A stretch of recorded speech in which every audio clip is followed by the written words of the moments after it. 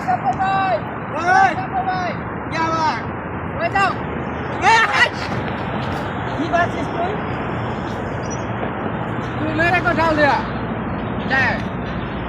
तो तू क्या करा मैं आ रहा हूँ तू धागा मारे मैं क्या करेगा इधर से डाल जाएगा ना मैं तो झोंकने नहीं मिलेगा मैं तो गिर जाएगा ना